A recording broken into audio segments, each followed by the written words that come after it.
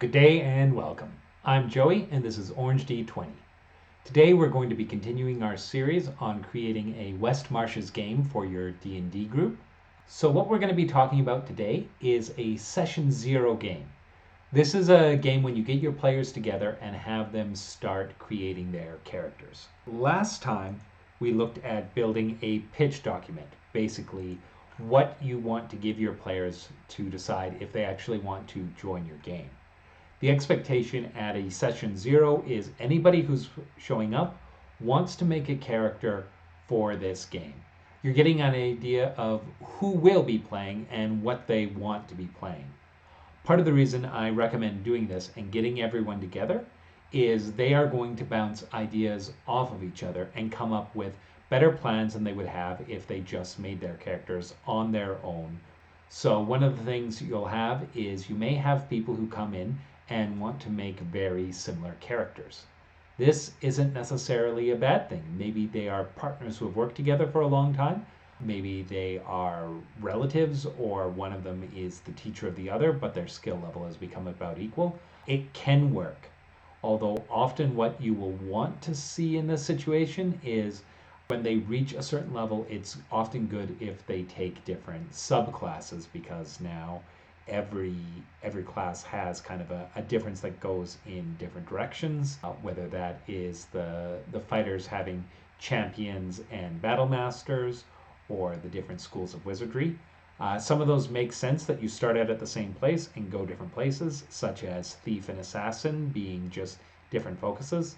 Some of them it gets a little more difficult to explain how everyone could start out at the same basic place and end up somewhere different. So, for example, if you have monks, having two monks from the same temple and one becomes an elemental monk and one becomes an open hand monk. As you get the players together, it also helps to encourage them to build their histories together. For example, if you have two players who have the same background, it can work really well. In one of the games I'm running, two of the players chose similar backgrounds. One chose urchin and one chose entertainer. And they decided they had both in the past been part of the same kind of evil freak show dark circus at one point, and they had both escaped. And one of them had escaped and become an urchin, and the other was more of a performer within the circus, and so had more of that related to their background. It helps to build that sense of history.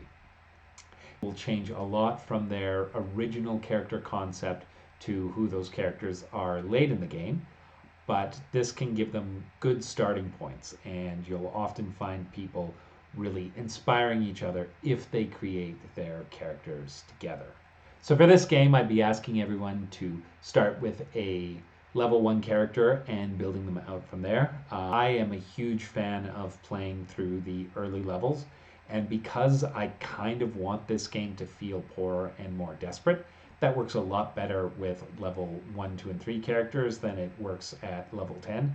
Part of putting in less wealth means that this game becomes less playable to other people, and part of what I want to do here is design a game that is usable for people other than myself. So I may use the regular level of wealth and then in the back of my head say we'd cut this in half or a quarter for actually running this game.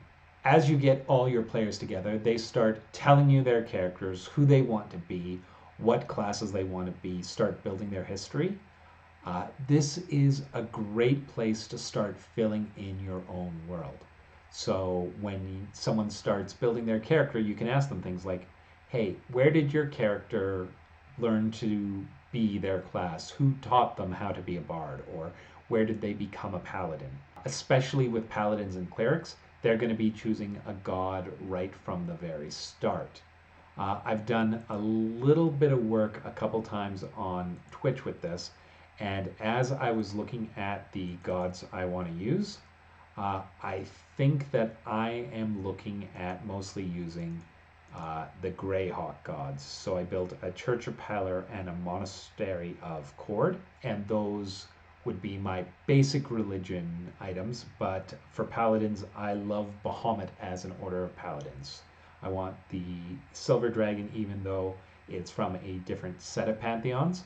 This is a D&D world, which makes it a multi-theistic world, which means that there will be different gods out there. You may not have decided on which gods you want to use when you first sit down, and all of a sudden you've got someone who wants to play a cleric, and they might make that god choice for you if you haven't already made it. I honestly don't know the Greyhawk gods all that well. I pulled the information I have on Peller and Cord out of the back of the player's handbook, where it lists the different pantheons. I know what I know about Bahamut from running the original couple of adventures that came out for 5th edition D&D, the Tyranny of Tiamat games. But I'm also willing to let players make up their own choice. You'll have some players who come in and want to know what gods are available, and so I'd pull them into the back of the player's handbook and show them those options, and then start relying on Wikipedia and such to research them further. Other times you'll have a player who comes in and wants to be a paladin of Thor, and that works well. So if someone came in to do that, part of what I'd be thinking is, okay, I need to build out my paladin of Thor information into my world, because that's something that now needs to exist based on what that player chose. As I'm prioritizing what I'm going to build as a dungeon master, I'm making those choices based on the player characters. So if no one makes a rogue, creating the local thieves guild can go on the back burner. Nobody is involved with it right away. If nobody makes a monk, I don't need my monastery of Cord, because nobody is going to be going there right away. And then on the other hand, you'll have someone saying, okay, I want to be a wizard, and then you have to decide, well, what's wizardry look like in my setting? Is it a Harry Potter style magic school? Is it hedge wizards that teach a single apprentice at a time? How do you want that to look? And you want to discuss that with the player as they're making their character. And one of the things that I didn't put in the original pitch document that I would be clarifying in session 0 is, apart from scrolls and some basic potions, the ability to craft magic items has been lost. So if your vision of your character was to be crafting a lot of magic items, that doesn't work in this game. You want to set that early on so that anyone playing those characters isn't hinging their whole concept on, well, I'm going to go hunt monsters and take their parts and craft those into magic items, which again, it can be a very interesting game, and I use that in other games I run. But this game is about recovering ancient magic artifacts, because nobody can make a +1 sword anymore in this setting. So I can't have the characters being able to do that. However, if someone is very, very interested in it and it's their goal, then I might make some of the treasures that they uncover as the game goes on the ability to start creating magic items. They could uncover those old formulas, and the players won't tend to hate the fact that they are the unique only person in the world who knows how to craft magic items. If you remember from the pitch document episode, I made a list of where you can choose your options from. So if someone came to me, and I believe it's Artificer, and I don't know if that's a Unearthed Arcana or Ravenica's Guildmaster's Guide option, but it's a type of wizard who makes magic items. Well, that really doesn't work for the setting I have, so I would ask them to leave it out. So you take your players' ideas, both about their classes and their backgrounds, and start building the world out around them. There's certain aspects you'll need to have in place beforehand. So for example, I already had the idea for this city built over an ancient elven ruin, and my idea for this city is there are new human buildings in it, but the city walls are still of ancient elven construction, and they more than encircle the entire city. In fact, there's some farmland behind the city walls from some of the earliest settlers who came out here and took this place over. I have put in House Tithalana, and House Tithalana are the remains of the elves who once ran this city. So that's something I built out because I knew that my city had a certain population. My city is mostly humans, and that's how I came to the concept of building the Duchess Clara Silvestre, who is the sister of the king of this still unnamed kingdom. And I built a dwarven clan, an elven house, and then the Ruby Cauldron, which is one of my locations, is built around the fact that there are halflings in the city. So the most successful halfling in the city is the owner of the Ruby Cauldron. Um, Building things out based on what I need means that I have the things I'm likely to need first, but I still keep filling in the spaces. So you'll see I've got a lot of articles here in the wiki, and I'll show you more about that later. But the basic idea comes out of what I do in a session 0, except for the fact that this time, instead of a session 0, I was building based out of the player's handbook. So first I looked at the races that are most prevalent in the town and put in basically something for each of those races. So humans are generally going to be part of the kingdom. Dwarves, if they don't, their default option is to be clan loader who runs the iron mines that are still beneath this ancient elven outpost. House Tithalana is the elven house that has been protecting the citadel for a long time, and they have merged themselves basically into the high society of the humans who came after. And a lot of the high elves in the area are attracted to serve and work for that house.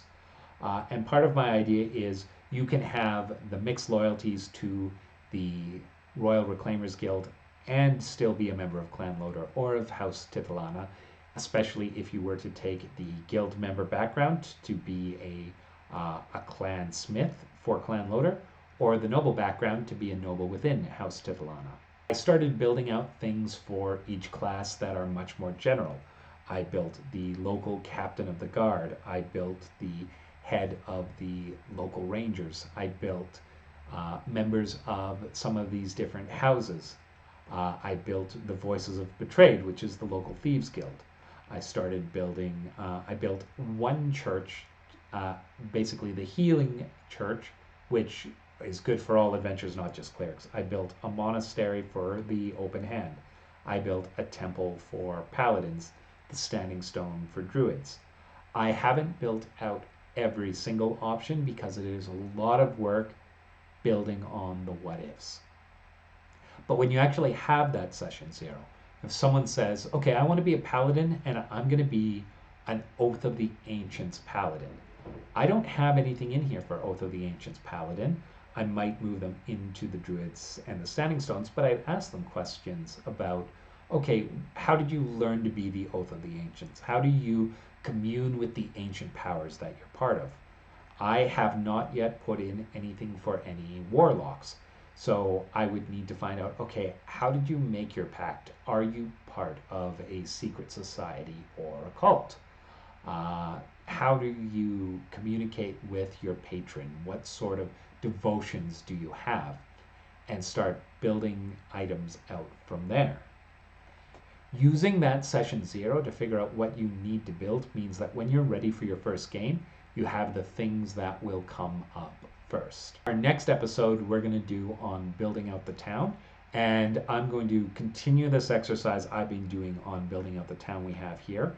And what we're going to do is we're going to use it as though we got the examples out of our session 0. So we're going to take a hypothetical character that someone might build and then build the things around the choices they made in character creation to show you how I do that and how I use that to populate my town. The idea being that when you would actually start running your first game, it would start in the town. So you need the bare bones of the town laid before anyone goes on the very first adventure. So next time we're going to look at building out some pieces to the town, how to put in the hooks for that first adventure, and use that to segue into building the first adventure. But that is all I wanted to talk about today for a session 0. If you have any questions, please leave them in the comments down below. Or if you want to recommend a character for the build of the town, so someone for me to use as the session 0 example, put that down below and I might look at building stuff out for your character. Thank you for watching and have a great day.